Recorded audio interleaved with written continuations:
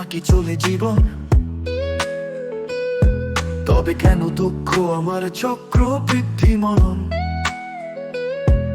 একদিন খুব ইচ্ছে করতো দুঃখ বিলাস করতে, এখন সে দুঃখ আমার নিত্য সঙ্গী জীবনে চলতে।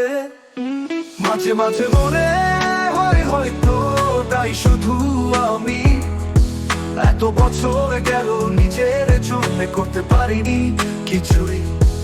আধুনিক যুগে চলতে গেলে যা যা দরকার, তার কোনো কিছুই এখন বিদ্যমান নাই আমার।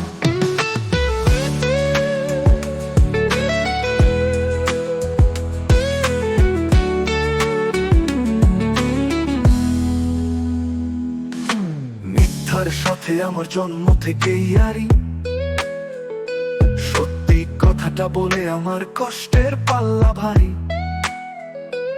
আপন বলতে যারা ছিল নাই তারা জীবনে অনেক আগে আমাকে ফাঁকি দিয়ে চলে গেছে মরণে। মানুষ কেন লোকের সামনে পিছনে এক হয় না?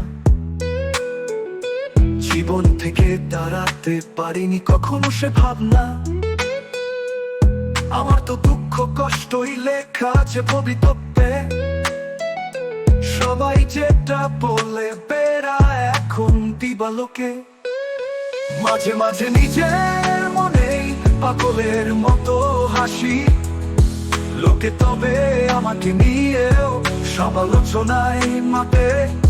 এতটা বড় হব কখনো ভাবিনি তো আমি, মনীষীগণ বলে কখনো কারো উপকার করেছ নাকি?